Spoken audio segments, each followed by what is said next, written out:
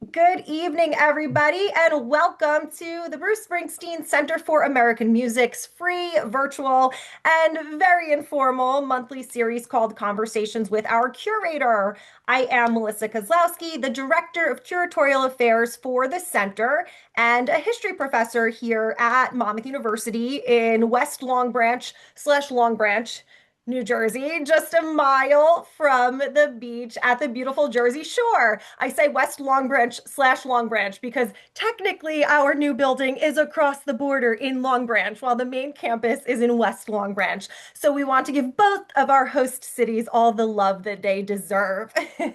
Tonight we are chatting with David Browne, and we're going to be talking about his 2024 book, Talkin Greenwich Village, The Heady Rise and Slow Fall of America's Bohemian music capital. David is a contributing writer at Rolling Stone and a longtime music journalist. His work has appeared in the New York Times, Time, New York, Spin, The New Republic, Men's Journal, Wired, and on and on. At Rolling Stone, he has written cover stories on the Grateful Dead, Whitney Houston, Bob Dylan, Robin Williams, Philip Seymour. Again, I could go on and on. Let's just say we are all very, very lucky that he is taking the time out of his busy schedule to be here with us this evening. But before we dive into chatting with David, our regulars know that I've always got to go through a few housekeeping details before we get into talking about the book, because we always have new people joining us on these programs, which is lovely. If you are not super familiar with the work of the Bruce Springsteen Center for American Music, we are, as I noted, on the campus of Monmouth University here at the Jersey Shore. Our mission is twofold. We are Bruce Springsteen's official repository, but we also seek to tell broad stories about American life, history, and culture through our exhibits, our programming, our publications, and more. So as a longtime history professor, it is so exciting to me that we can present that history, those civic lessons, those political discussions through the very accessible and engaging prism of music. We just, on June 13th, opened our new facility to the public. The building is some 30,000 square feet. It features about 10,000 square feet of exhibition space, a 240-seat Dolby Atmos certified theater, a gift shop, the archives for research, and more. And our exhibits are, of course, not just about Bruce and the E Street Band. They are about the totality of American music. Really, as I was just telling David before we formally started, we start by looking at the indigenous music that European settlers would have encountered when they first arrived upon these shores, to the spirituals of the enslaved, all the way up to Sabrina Carpenter and Olivia Rodrigo and Chappell Roan. So there really is something for everybody, and we hope that you will come and visit us soon. You can find more about planning your visit, about our programs, both in person and virtual, at our website, which is springsteencenter.org. So thank you for bearing with me through that infomercial. And now on to tonight's conversations with our curator. This is a free monthly series that I started about 2.5 years ago, and it features researchers and writers exploring new perspectives in American music history. I really just wanted us to have some programming that was accessible to everyone at zero cost, whether or not they could come visit us at the Jersey Shore or not. So tonight, after some initial questions about the book from me, we will open the floor to audience Q&A. So that's when you get to chime in and ask your questions. And as David and I were chatting, we thought one thing we would love to hear from you about, in addition to whatever questions you have, we'd encourage you when we get to the Q&A portion to weigh in on any memories you have of Greenwich Village or your favorite live music history memories more generally. So keep that in the back of your mind as we are chatting. I have to say, I was especially excited about tonight's book because last September, we at the center partnered with the Folk Americana Roots Hall of Fame in Boston for a day-long symposium titled Wasn't That a Time? The Boston Folk Revival, 1958 to 1965. So that was a wonderful experience. And then this coming school year, the Folk Americana Roots Hall of Fame team will be coming to us for a day-long symposium on Greenwich Village. So this is like a preamble to that. And I was very excited to be diving into this book and readying for that symposium. We've not announced the dates yet, but again, stay on top of springsteencenter.org and our social media so that you know when that gets announced. Okay, so I am done, I swear. David, are you ready to talk about your great book? Absolutely. This book right here says, There you go. Give us your best Vanna White. We all want to see it. Good, good. Okay. but thanks so much for having me here, Melissa. First of all, congratulations on opening the center. It's amazing. And I'm thrilled to, partake in this and, talk about the role of Greenwich Village in American music. And especially, I should add, and Melissa and I were talking about this, being a Jersey Shore kid myself, having grown up in a town called Hazlitt Mhm. when I was a kid, and saw Bruce many years later, but have many fond memories of that part of town, including the Monmouth Mall, which was the Monmouth shopping mall way back in the day, which had a great Sam Goody record store. I bought many records there. So this conversation is already triggering all kinds of all kinds of fond memories for me. I was sad to report to David that the Monmouth Mall is getting kind of reimagined right now as a more mixed use space. But maybe they'll get a Sam Goody. I don't know, some kind of record store. We hope. Yeah.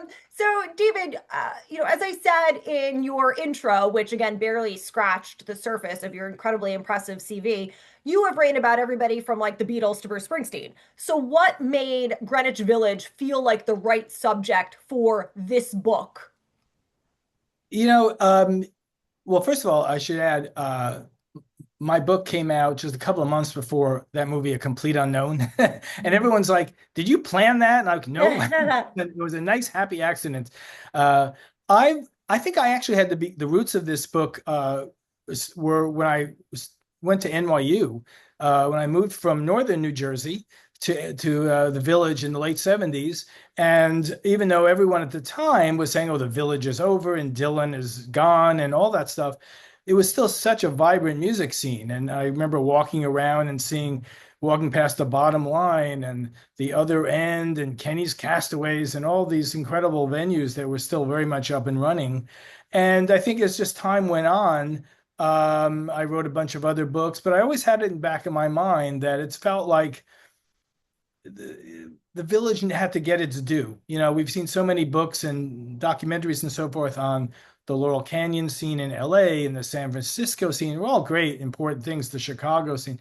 And no one ever really chronicled the Village world and the way that you can trace the history of American music and in all kinds of shapes and sizes and forms through it over the decades. And I think it really kind of kicked in with me in a way was about 5 or 6 years ago.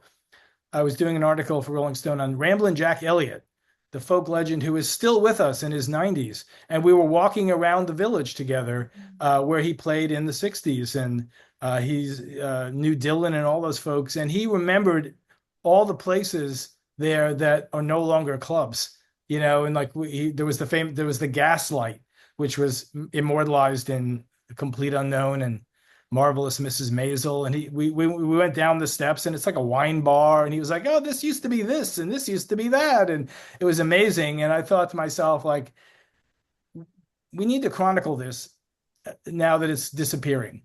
So long answer, Melissa. Sorry, but many things kind of came together making me do this book. I love a long answer. That's like when I'm doing oral histories and people say, sorry, I'm rambling. I'm like, no, that's the point. This is your platform. So please, long answers Exactly. welcome. When you went into this book, obviously you thought you knew about Greenwich Village. Were there any surprises that revealed themselves once you really dove in and started doing the research? Yeah, that's a great question.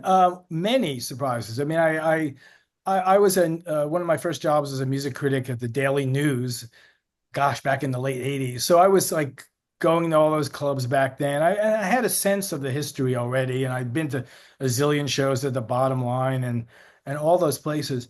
But delving deeper into it, I mean, you learn everything from, I learned more about the cabaret laws in the 60s that really had a huge impact on the music scene back then. It was the city was zoned in certain ways that in certain parts of the city and in the village, for example, you couldn't have more than three instruments. You couldn't have drums, or else the cops would bust you, which in a way helped foster folk music because all you needed was one person with a guitar. You didn't need all that stuff.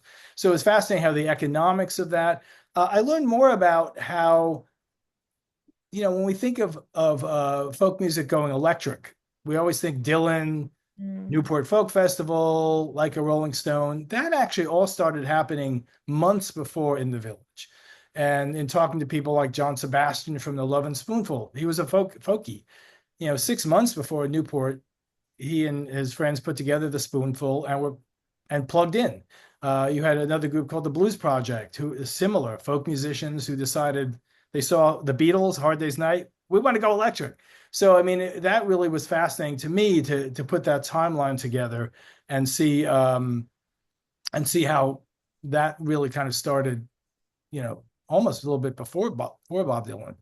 Yeah, many other things like that learned a way, and certainly the way that the real estate world impacted on it, and especially in the Mhm. 80s. I learned a lot more about that. The fact that, Gertie's Folk City, which was where Dylan made his name, was in a different location in the 80s, but one of the reasons it shut down was because they had noise complaints when they tried to make electric music, and some of the upstairs neighbors, which included someone who was leasing Robert De Niro's mom's apartment, complained.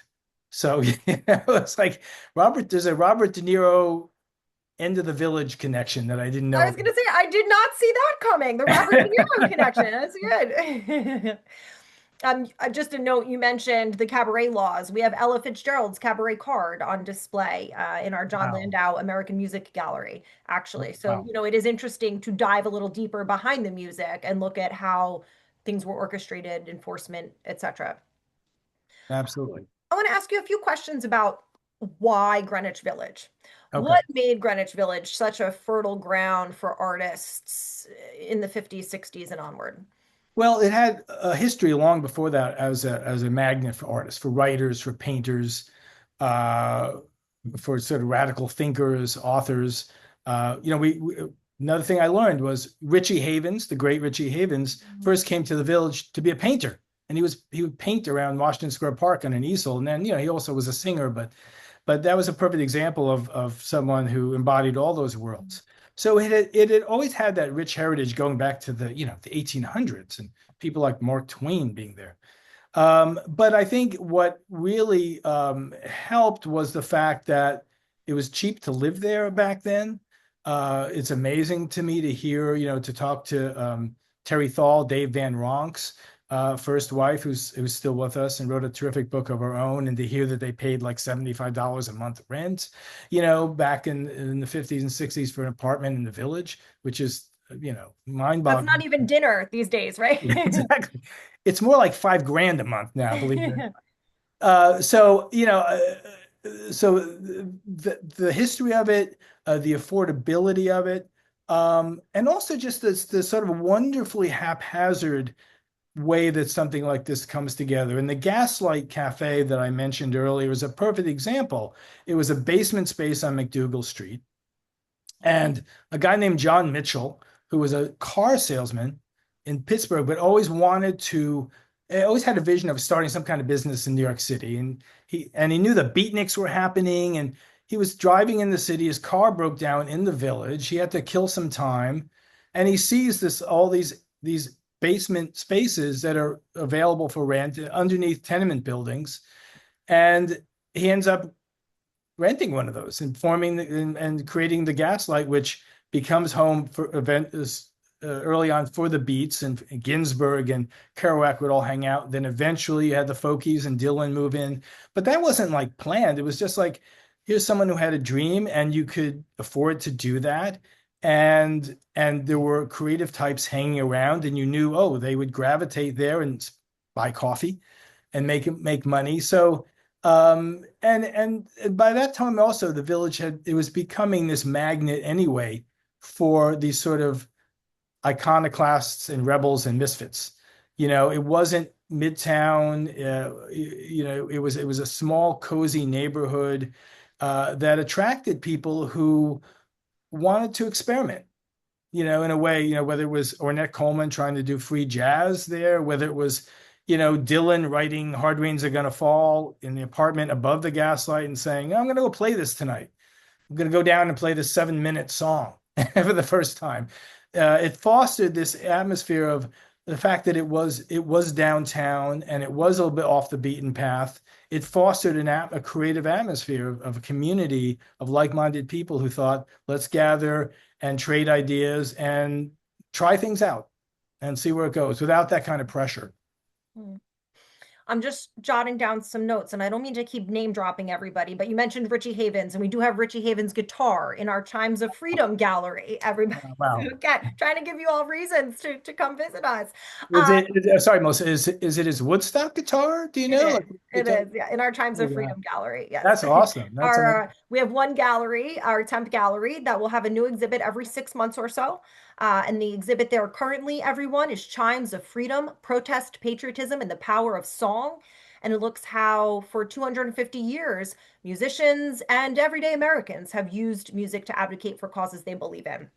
And So, there's a village connection there too, Melissa, of course, because live music clubs didn't really start kicking in the village until the 30s, and you had the Village Vanguard, which is still there, and also the Cafe Society, and that's where Billie Holiday sang "Strange Fruit" for the same time, which was an incredibly scandalous thing back then for her to be singing this intense song about a lynching, and they would turn the lights down in the club. This was on Sheridan Square, no longer there, of course. Turn the lights down. They would ask the waiters not to serve. They wanted everybody quiet to hear this song, and that's uh, a tradition. Again, it's kind of started in the village, and you had the Weavers the following decade, and then of course Dylan. So the protest song really was such an important part of the village scene.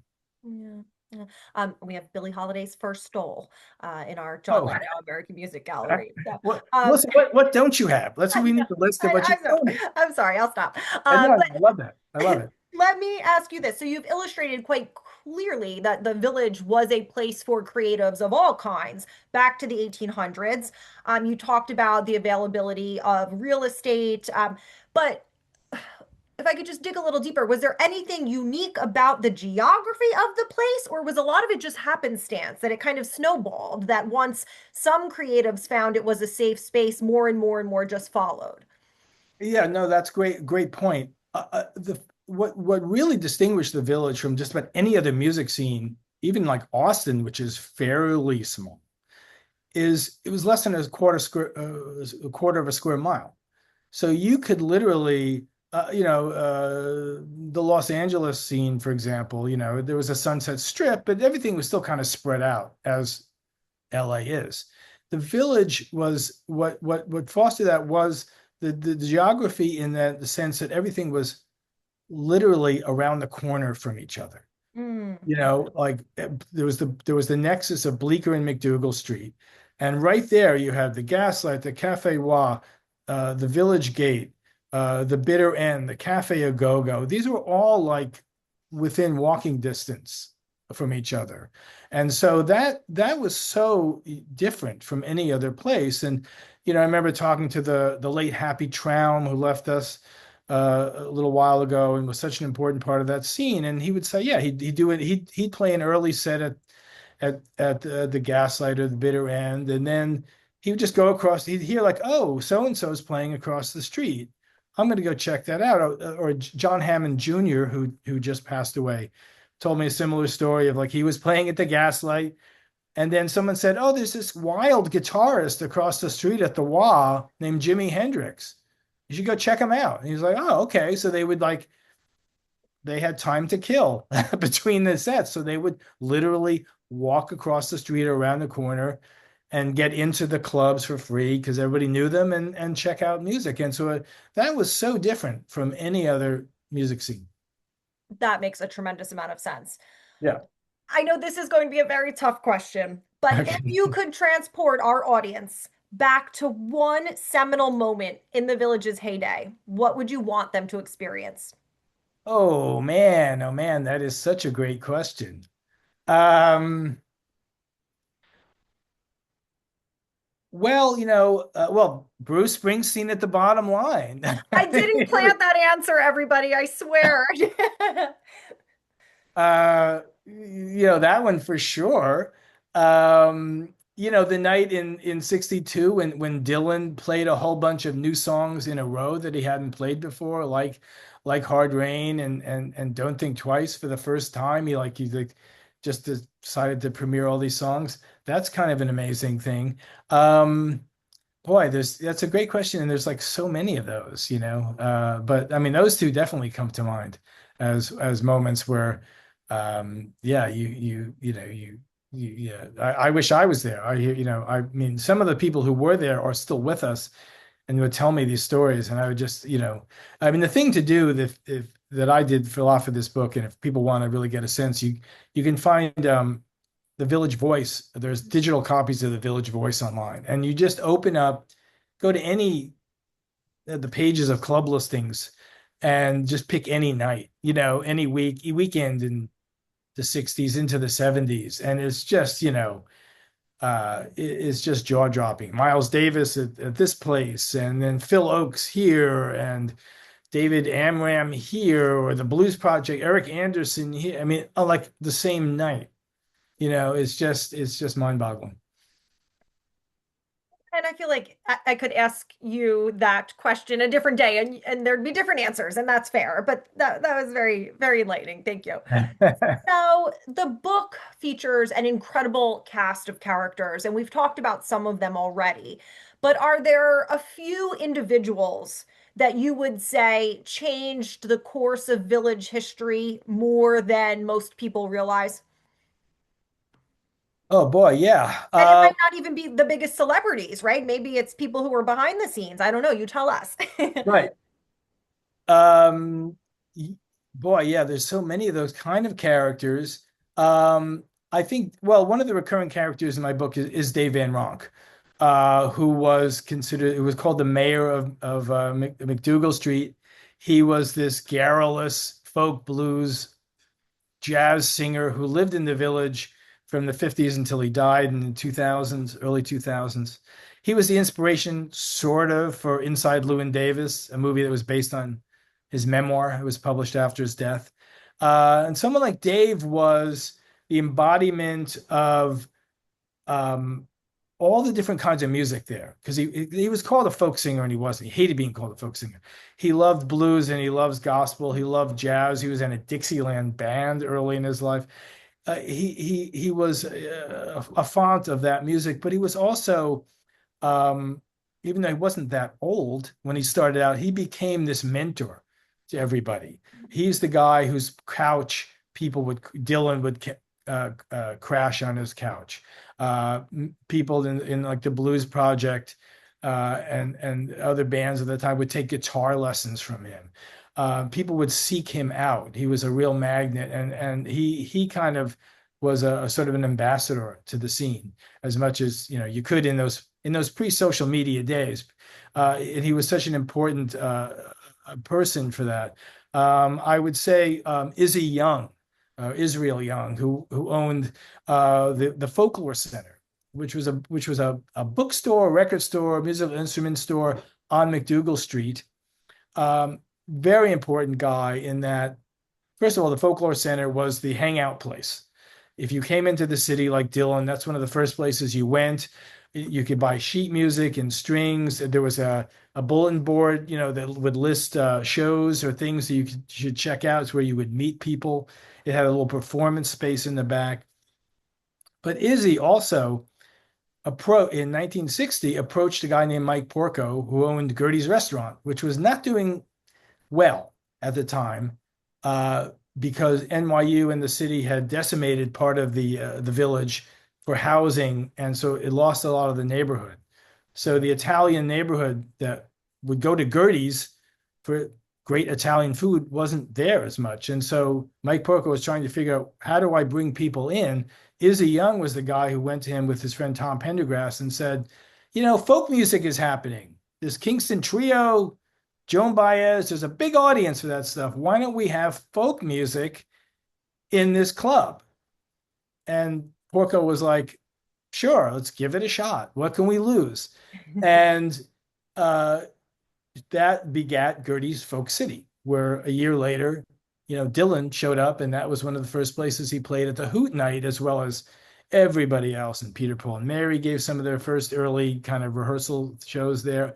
I mean, you can go down a list of all the important people who played at Gertie's Folk City, and that's all partly because of Izzy Young, who passed away a few years ago, but it's sort of a lesser known character on the scene, and a total character. He was very strict about rules about folk music. He actually hated stuff like the Kingston Trio, and if you started talking about that stuff in the store, he would kick you out of the store.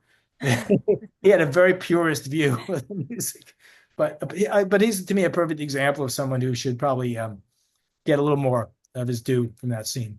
I love that. That's so interesting, right? Because we think of the biggest name artists, but often it's the club owners and promoters and other people who actually facilitate these scenes development. Absolutely, and it's the world is kind of I mean, that scene is kind of filled with kind of people like that. Yeah, for Mhm. sure.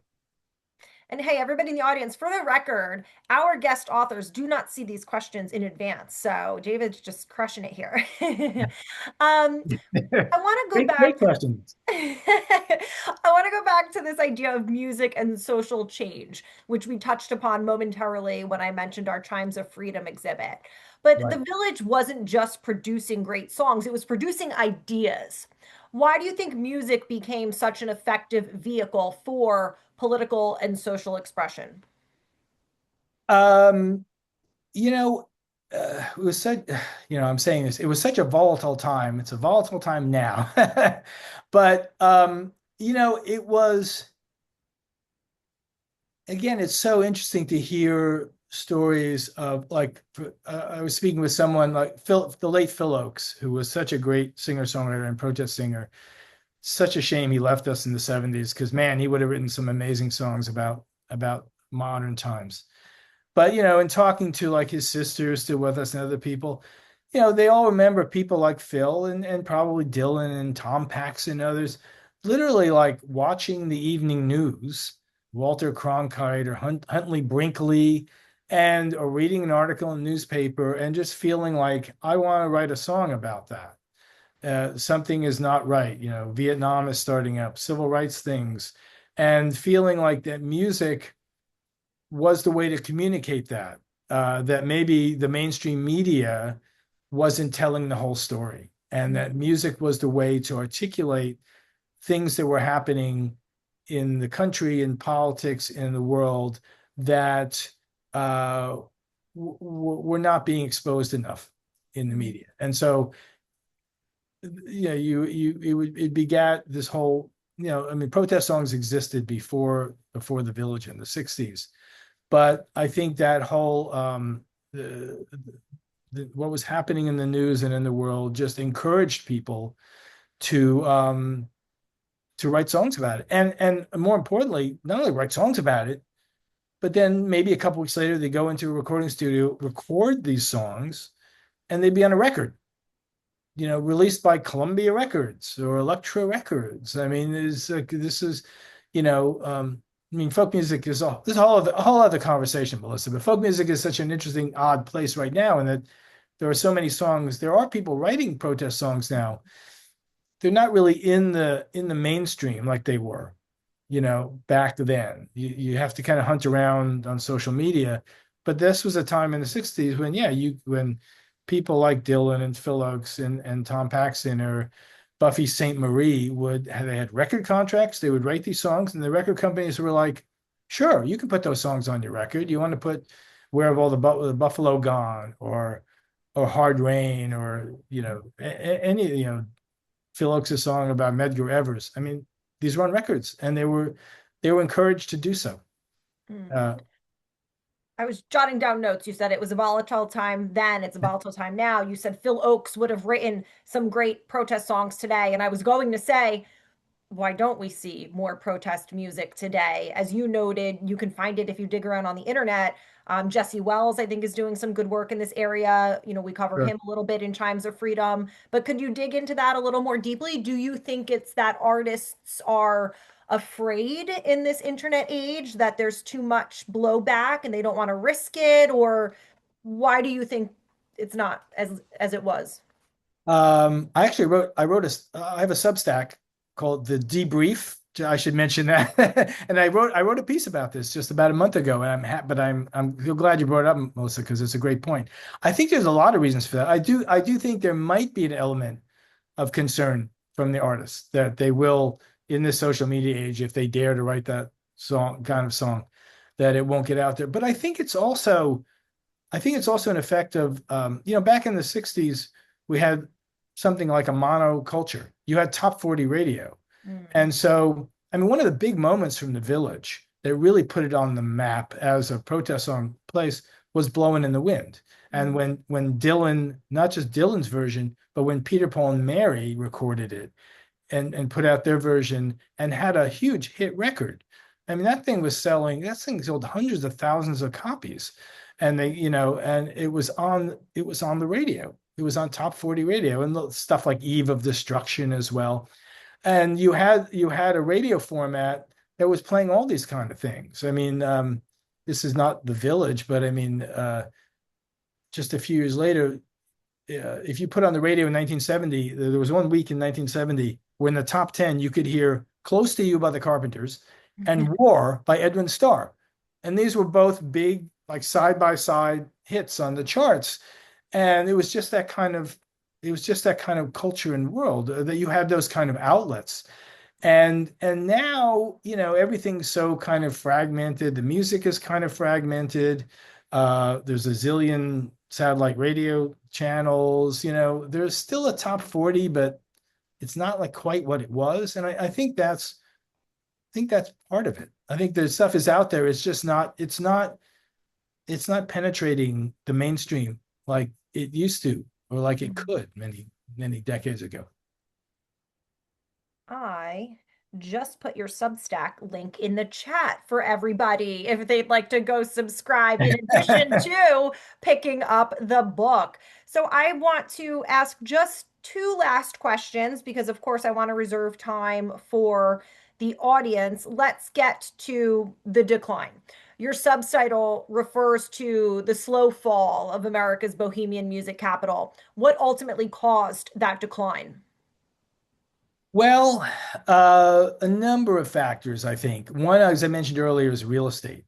A lot of by the 80s and into the 90s, a lot of the classic venues, uh, like Gertie's Folk City, the Bottom Line, all had to close because they couldn't afford their rent anymore. There were all kinds of financial issues in keeping that going. And I think that played a huge factor. The Village became really a hot commercial property starting in the 80s, and that's when you saw the first $1 million co-ops and things like that. And that was a huge change for that neighborhood. I think also the change in music itself, especially in the 80s, it was really interesting when I one of the people I spoke with for the book was Alan Pepper, who was the co-owner of the Bottom Line, who has some great stories about Bruce playing there as well. But in the 80s, that club opened in 74. And of course, in the 80s, hip hop came along. And, he said he felt some pressure from like, you should book some hip hop acts in there. And he had nothing against the music, but he had a sit down club. Anybody remembers the Bottom Line? It was 400 seats, kind of a small, cozy place. It was generally home to kind of rock and jazz and folk stuff. It wasn't really you know, a dance kind of club, and he felt like it really maybe wasn't the right fit for his club. And so I think and so that those artists would play elsewhere. And I think you saw a lot of things like that. Like it was tough in some ways for the Village to kind of keep up with the times. I also think that folk music by the 80s was not cool anymore. So the record companies were kind of moving on. the attention shifted to the East Village, to CBGBs and punk, and there really was not a punk scene in the West Village. And that's what my book is about. I should mention I go from Broadway to the Hudson. So the Greenwich Village, technically speaking, is Broadway to the West Village. I mean to the Hudson, not East. So the East Village, CBGBs, that was a whole different world, very different scene, and much more commercial in the minds of the music business. So the focus kind of shifted in that way. So you had all of these different things kind of happening, um, and one by one, I was like I said, I worked at the Daily News in the 80s and in the early 90s, and just seeing one by one these clubs starting in the mid 80s. Gertie's Folk City closed. They were supposed to reopen. They did the Lone Star Cafe, which was this great roadhouse honky tonk on Lower Fifth, closed. The Village Gate. I mean, it was just like this. It was just like a domino thing starting in the mid 80s and into the 90s, and it never really recovered from that. Mm. Last question from me for now. In this era of social media and streaming, and even artists recording their music at home, right, with an iPad, can a physical neighborhood still become the center of a musical movement the way the Village did? I think it can. I mean, I think we're seeing, I keep hearing about Ridgewood, Queens having a lot of venues. It's probably cheaper out there than is the Village. Again, a financial thing. I was giving a talk about this, and somebody brought up the point of, is TikTok the new Village? The way that people, post music Oh there. my gosh, that's so interesting. And I thought, wow, that is really interesting. Like, do we need a physical space anymore? But that said, when I've done talks about this topic in my book, and when there'll be like younger people in the crowd sometimes, and I'll be describing one of the clubs in the 60s, 50s, 60s, 70s in the Village and what it was like. And I was lucky, I said, to go to some of those myself. So some of these were basement clubs. Nobody had cell phones. You could smoke, you could drink. The focus was kind of on the music or the poetry or whatever you were seeing that night. It was kind of cozy and intimate. And I've noticed when I do that, I see so many young people going, yeah, like they're hungry for something like that. Um, whether they'll get it in the Village or not again is the big question. And there's still some live music there. It's not all completely gone. But I do think, especially post COVID, I think there is a hunger out there for people to get together. I mean, we're seeing this it's a little bit of this is in the Village, but around the city and maybe Jersey, these vinyl listening clubs where Mm. people are getting together in bars and having playing an entire classic album on a great sound system, start to finish, flipping it over, and a small group of people, and everyone's just like listening to it. There was a big segment on this in the news recently too, and then having discussions about it. And so that's really fascinating to me. It's like people are hungry for music experience, excuse me, a music experience, and also a gathering. Mm. We'll see. Well, this has been so fascinating. I don't want to be greedy. Let me open it up to our guests. Ladies and gentlemen, you can unmute yourself to ask a question or share a Greenwich Village memory that maybe you have. You can, as I said, unmute yourself or put the question in the chat, and I am happy to read it for you. I've got a comment from Deb who says, loved the bottom line, managed David Sanchez when he played there, saw Bruce there, and more like Bon Jovi. Did you Wow. have a chance to talk to Bruce Lundvall before he passed about all the great music he saw in the Village and signed to Blue Note and or BMG and more? Did not. He did pass away a number of years ago, and I wished I had. I mean, one of the sobering things I have to say about doing the book was people were passing away as I was doing the book. Um, whether it was some of the original club owners, Ian Tyson of Ian and Sylvia, who were Canadian but played the Village. I got to talk to Sylvia, but Ian passed away as I was doing that. A guy named Joe Mara, who owned the Night Owl. That's where the Spoonful, Love and Spoonful, Tim Hardin, all these people played. It was it was a real sobering you know sense of gave you a real sobering sense of the passage of time. But yeah, Bruce, unfortunately, I was not able to talk to. But then really, David, I mean, what a treasure your book becomes because you did capture the memories of those you were able to speak with. So how Thank you. Yeah, I hope so. I hope so. But that's so cool about David Sanchez managing him. That was I saw him play with Bruce in the '80s once. It was awesome. Okay, again, you can unmute yourself and just shout out. It's hard for me to see raised hands with the group, so feel free to shout out or type your question in the chat and I will read it for you.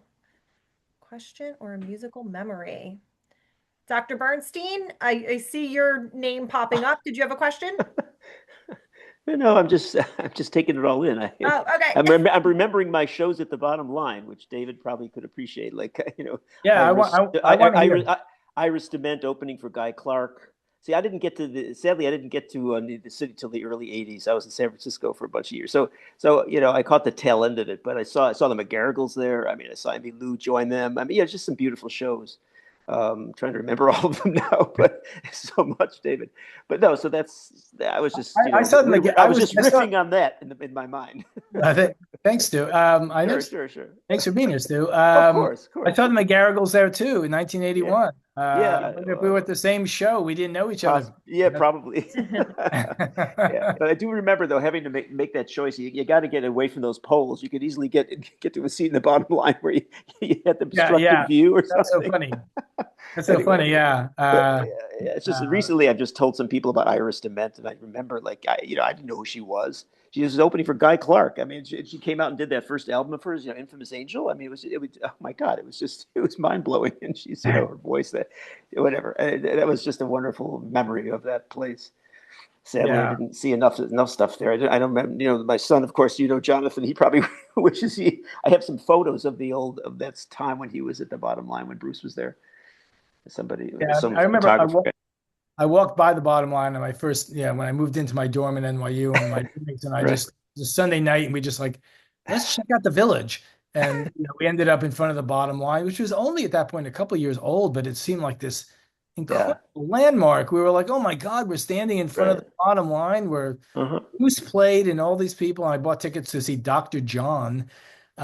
First show there, and that was exciting. And also the other memory I have is the Lone Star, which again I caught the end of that play, and that was just unbelievable. Some of the shows I got to see there, and of course who was parked always right there in front was Doc Pomus. In his wheelchair was always at every show that I ever went to there, and that was always people would always go up and pay their respects to Doc. I mean, it was just such a time, It just didn't last, like you said, didn't last long because of real estate.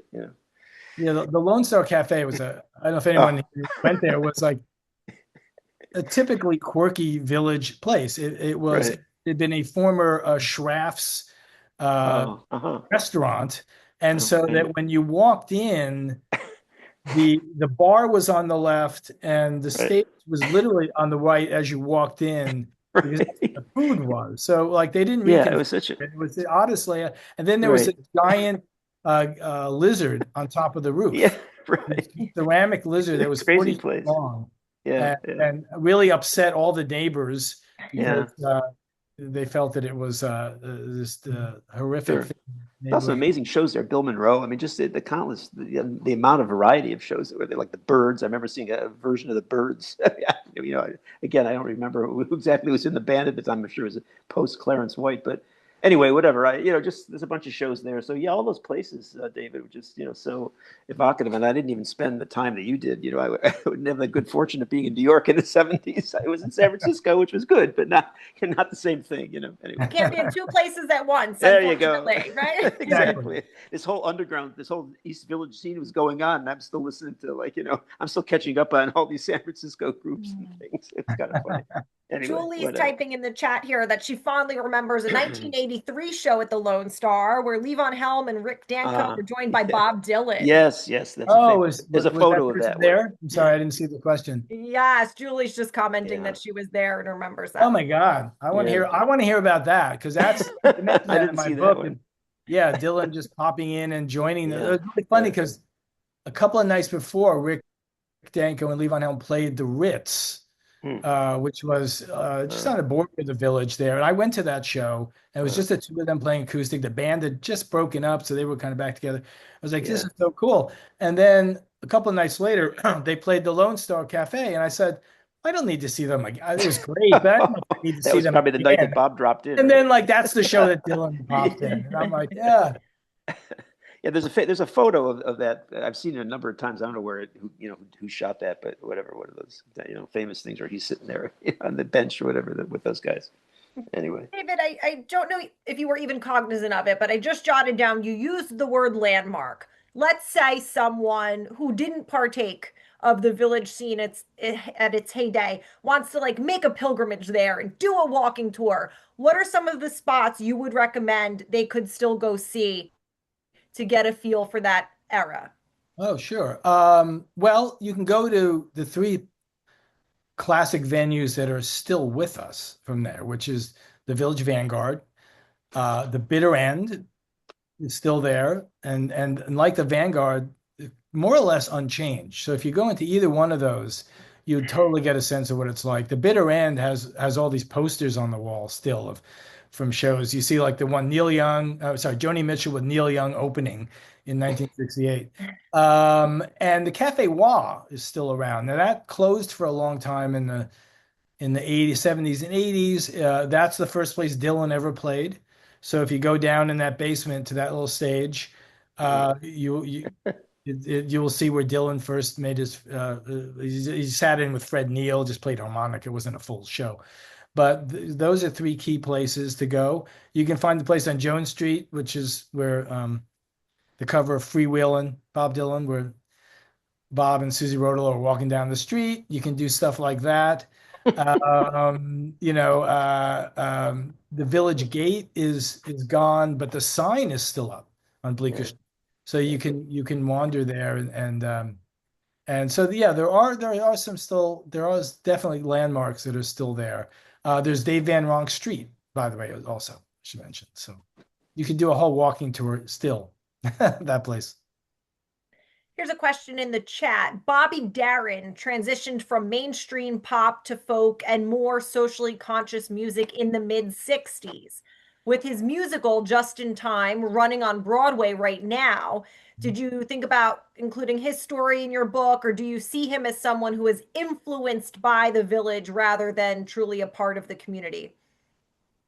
I don't believe he was an intrinsic part of the village community. I never saw his name sort of pop up on club listings, and I think he probably was in a way too big to play some of those places in the village. We have to remember were like held like 50 people. I mean, the bottom line was 400. That was considered huge. Like so, all these other places were really tiny. But the point about him being about the village impact was really important, actually, because one of the great singer-songwriters that came out of the village was the late Tim Hardin, who wrote "If I Were a Carpenter" and "Misty Roses," "Reason to Believe," all these amazing songs that have become sort of part of the Great New American Songbook. And Bobby Darin covered those songs as well as other people did too. But it was Bobby Darin's version, "If I Were a Carpenter," that was that transitional moment from him being a sort of Vegas semi-Rat Pack kind of guy to this new kind of acoustic singer-songwriter sort of guy.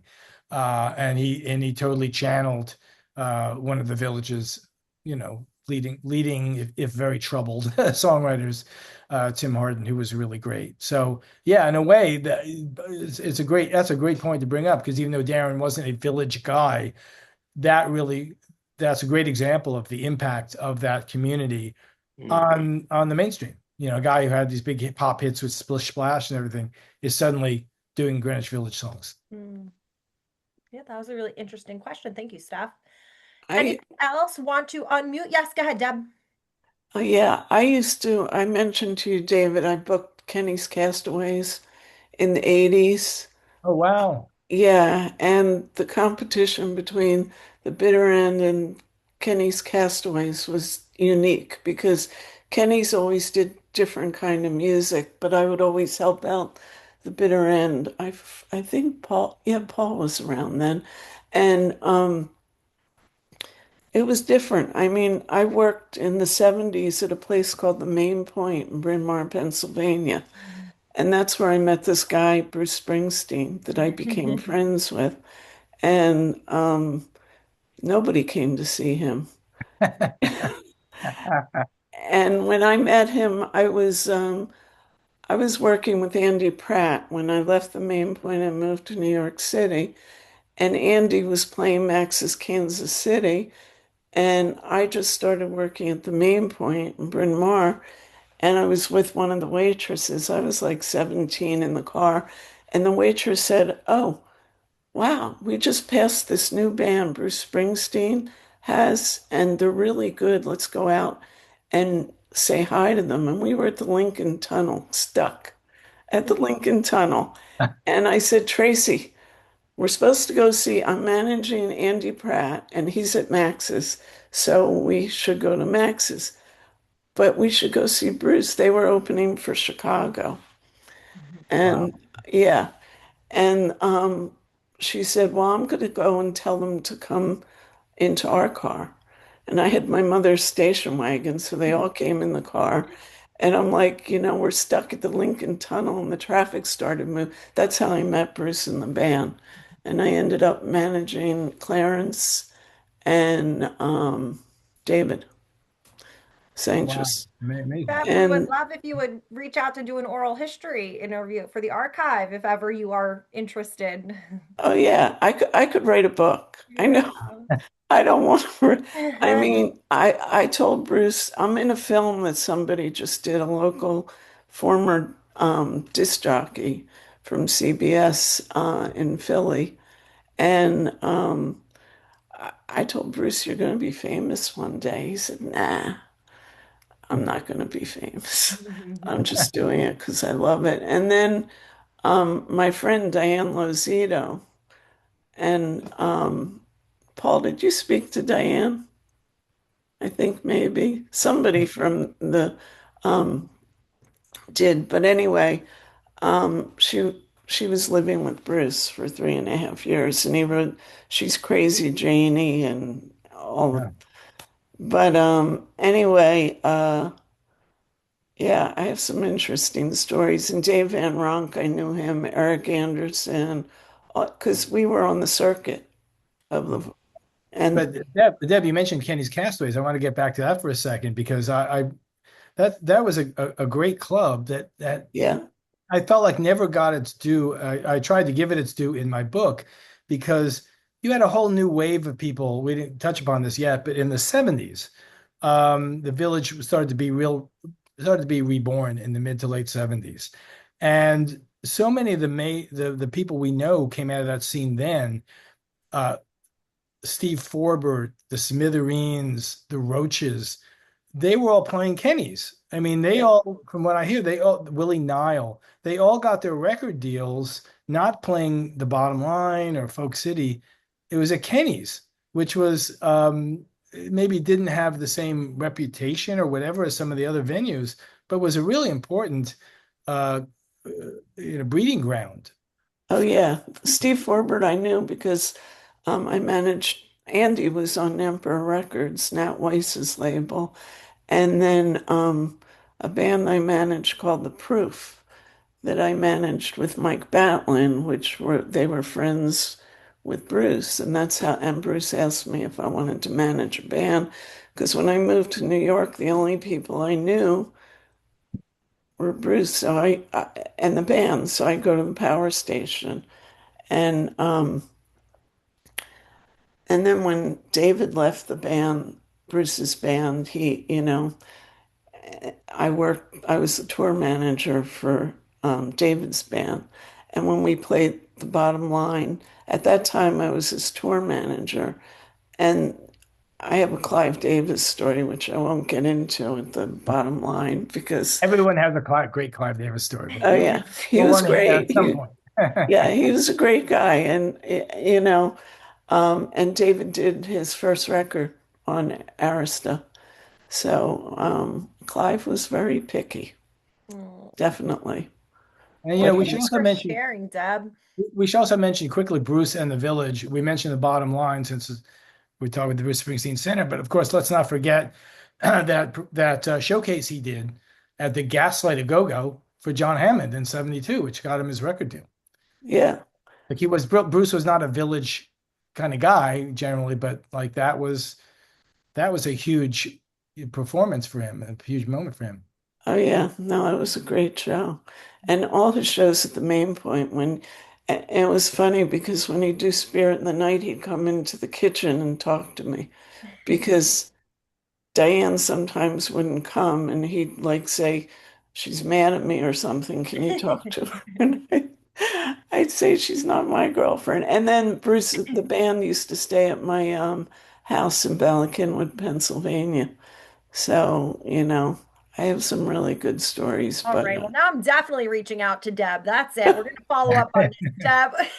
no, he's a great guy, Bruce, and he's I did a in 2017 when he was doing his Broadway show. I had a life-size painting of Bruce, and he always does stand up for heroes Mm. for the Woodruff Foundation. And Ali Oscar, who works for Landau, is a good friend of mine. And we met because I had a traumatic brain injury, and Bruce wanted me to come see him after I got out of the hospital when he was doing the Devils and Dust tour at the Tower Theater in Philadelphia, which is gone. Um, but it was interesting because um, the Stand Up for Heroes, I had this life-size painting of Bruce that I did like in the 80s. I had a show called Music and Canvas on Canvas in New York City. And oh, that guy behind me, Tom Waits, was my roommate. That's another story I could write a book on. But and he played the Village a lot. He he he did some interesting gigs in Philly and New York, and but he's a character. That's all I'll say about Tom. He's great though. But it was funny because when Bruce was doing his Broadway show, I said to Allie, I got this life-size painting of Bruce that I should donate to the Stand Up for Heroes, which is an event they used to have it at Madison Square Garden on Veterans Day. It's now at the Lincoln Center. And I wanted to donate the painting. So Bruce, because they did a live auction and they had so many bids on the painting, Bruce and John thought it would be a great idea for him to donate it was a big, I forget the name of the online where people were bidding on it. Bruce donated 2 tickets, signed guitar, um, what else? 2 tickets to the show, a trip to New York City, and they had people from all around the world enter this contest and the painting and a meet and greet with Bruce after the show. They raised $585,000. And the couple that won, guess where they were from? Jersey City. So much for a weekend in New York for somebody, people from all over the world That's fun. entered that contest. And then the other story is when I go to the power station, they had the janitor. I'm sure you guys know who the janitor was, right? At the power station. I don't know. The janitor came up to me and said, "You're really good friends with that guy in the studio now." The Proof were recording their record there too. And he said, can you and your friend Bruce come to see my band? I'm just a janitor and I'm a kid, and my uncle owns the studio. It was John Bon Jovi. He, s- Oh, Oh, wow, wow. he said, "Will you bring Bruce to the Stone Pony?" I said, "He's not going to leave the studio to come to the." I said, when he was in the studio, he would stay in the studio over and over. And then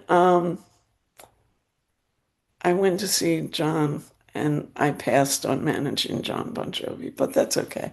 And I did a life-size painting. This is getting back to the village. I did a life-size painting at Bruce, and his business manager shared an office with me in New York City. And his business manager said to me, I want you to do a life-size painting of Bon Jovi for John's birthday. And I said, really? He said, yeah. And his birthday, his first show at the Bottom Line, he wanted it done by then. And John hated going to his business net manager. He'd hide in my office and he'd say, when are you going to paint me? You know, I'm going to be famous one day. Paint my portrait. And I had stayed up all night because that night was the gig at the Bottom Line. I had a van. I had to go to the Bottom Line. We had to hide the painting backstage. And this was John's debut, basically, when Bon Jovi broke out, their new record. And I did the life-size painting of John in the band. oh, Deb, thank you so much for sharing. Again, I think you've got a book of your own in you, but we are out of time, so we Okay. will have to end it there. Thank you so much. Again, Deb, Stuart, others for sharing your stories. And of course, David. Awesome. David, I want to leave the ball in your court. Is there anything we have not covered this evening that you would like to before we go? Oh gosh. Anything we covered? Well, I'll put in a plug for something. I'm not involved with this, but this fall is the annual Village Trip Festival, and they're doing like a reunion of a lot of the '80s Village folk people, Suzanne Vega, David Massengill, people of the fast folk world.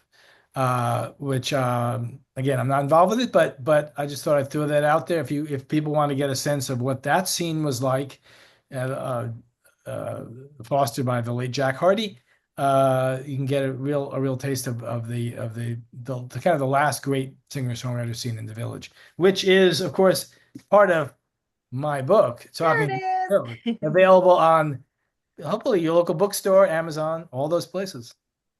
Awesome. Well, David, this has been such a treat. Like I said, I hope that we can get you to visit the center for pleasure and then in hopefully a formal capacity in the coming school year. Now that it's open, I am on my way, Melissa. You got it. Um, awesome. Thank you so much, David. Thank you, Thank you, everybody. David. Again, Thanks everybody for being part of this. Really appreciate it. It was great. grab a copy of David's book, subscribe to his Substack, and stay on top of springsteencenter.org for all our updates. Have a great night, everybody. Thanks And everybody. Melissa, you can Bye-bye. email me. Yes, ma'am, I will do Take care, that. David. Good Thank night. you, everybody. Bye, David. Good